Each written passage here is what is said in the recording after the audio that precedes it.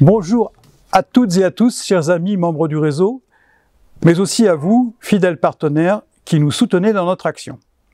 J'espère que cette période estivale qui s'achève a été pour vous l'occasion d'un temps de repos et de ressourcement que nous savons tous nécessaire et justifié. La rentrée s'annonce, aussi je vais vous rappeler ce qui s'est passé lors de notre dernier congrès, les 21 et 22 juin dernier à Clermont-Ferrand, mais également évoquer pour vous les 12 réunions de région qui s'annoncent et qui vont avoir lieu au mois de septembre et octobre.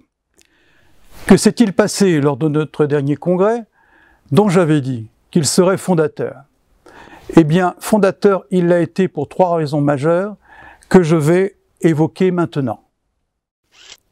La première, la création de l'association des membres du réseau et la nomination de son président, Christian Chouffaut, de son trésorier Didier Wagne et de son secrétaire Clément Saval. Tous les 3 sont comme vous, chefs d'entreprise et membres du réseau, mais ils ont accepté de donner un peu de leur temps pour que vive votre association. Votre association a aujourd'hui une existence, une structure et une équipe dirigeante pour assurer son bon fonctionnement. Régie par la loi de 1901, elle vous concerne tous, car tous les membres du réseau Pro-Éco-Énergie doivent en être membres également. Les deux sont étroitement liés. La raison principale qui a conduit à la création de l'association était de lui permettre de détenir une partie très significative du capital de la société Hexagone Énergie. Mais d'autres objectifs lui seront aussi assignés et nous en parlerons lors des prochaines réunions. En second lieu, suite logique de la création de l'association des membres, la structure juridique de la société Hexagone Énergie a été modifiée. Aujourd'hui, Hexagone Énergie a changé de nom et a pour dénomination SAS Pro-Éco-Énergie, mettant ainsi en parfaite cohérence le nom du réseau et le nom de la société qui en assure la gestion.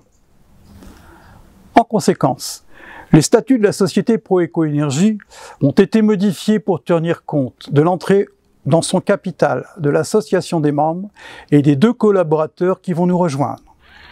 Troisième temps fort, la présentation lors de notre congrès de nos 2 futurs collaborateurs, tous 2 professionnels de la communication numérique. Ils connaissent bien le réseau, ils connaissent nos objectifs et ils partagent nos valeurs. À cette occasion, ils ont tracé les voies du développement qu'ils entendent donner pour faire que la visibilité de votre entreprise augmente sans cesse, tant sur les moteurs de recherche que dans les réseaux sociaux. L'arrivée de nos collaborateurs est également pour vous, à partir du 2 septembre, date d'entrée du premier des 2, la garantie d'une assistance quotidienne sur le plan de la communication numérique pour l'image de vos entreprises.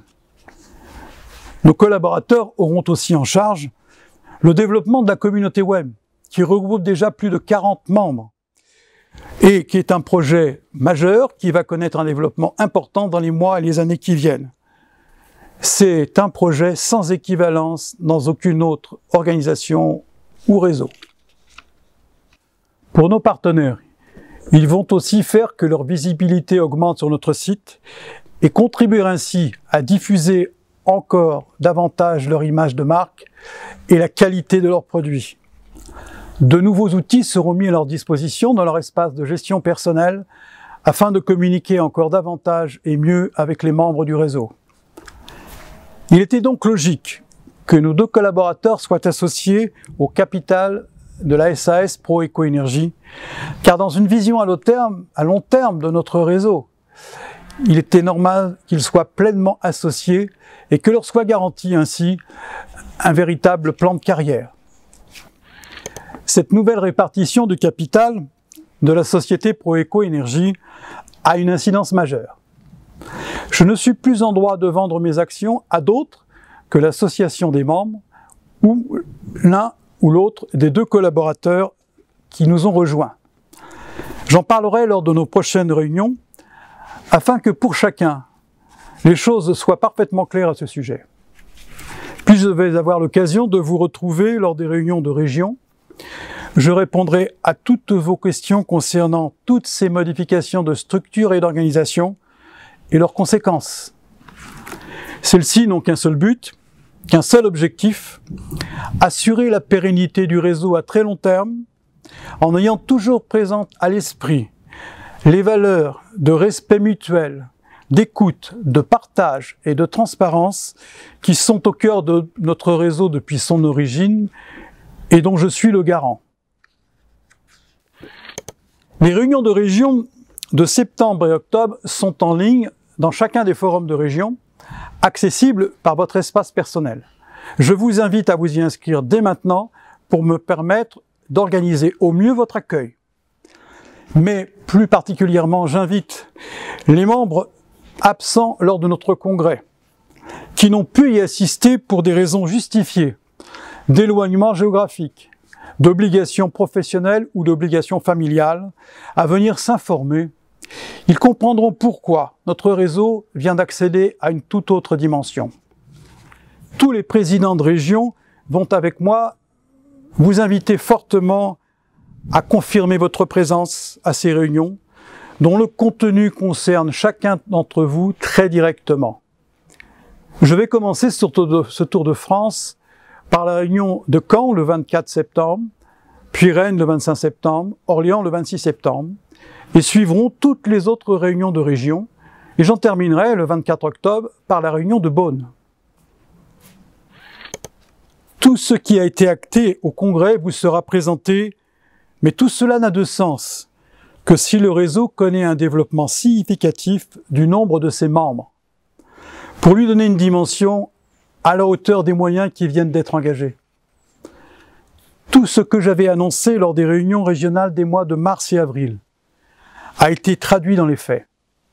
Passant de cette manière des paroles aux actes, j'ai tenu tous les engagements que j'avais pris devant vous à cette époque. Dès septembre, je vais vous proposer une action volontaire de recrutement de nouveaux membres. Action à laquelle je vais demander à chacun de participer. Nous en parlerons concrètement aux réunions. Au moment de conclure, je tiens à porter à votre connaissance le témoignage laissé sur notre compte Facebook par Xavier Saint-Marc, qui est le président de notre région Occitanie. Mais afin de ne pas déformer ses propos ni d'en modifier le sens, je vais vous lire son texte dans l'intégralité. Xavier Saint-Marc parle.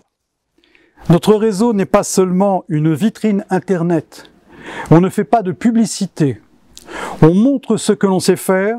On partage des valeurs de respect mutuel entre artisans et avec nos clients. Mais on partage aussi des compétences et nos expériences. Rien à voir avec les sites de devis prétendument gratuits qui ne sont que des tics qui n'apportent rien, mais ponctionnent les artisans sans jamais rien construire à long terme. Faire partie de notre réseau, c'est agir et décider de ce qu'on fait ensemble pour garantir la pérennité et l'image de nos entreprises et la confiance de nos clients. À tous les commerciaux dont les dents rayent le parquet, je déconseille vivement notre réseau. Les autres, ceux qui aiment leur métier et ont le sens du travail bien fait, ceux-là sont les bienvenus dans notre réseau et nous les attendons. Xavier Saint-Marc, président de région Occitanie. Il ne me reste plus, après ce témoignage de Xavier, mais ô combien conforme à ce que nous sommes, qu'à vous souhaiter le meilleur sur le plan personnel et le plan professionnel d'ici notre prochaine rencontre qui se fera aux réunions régionales.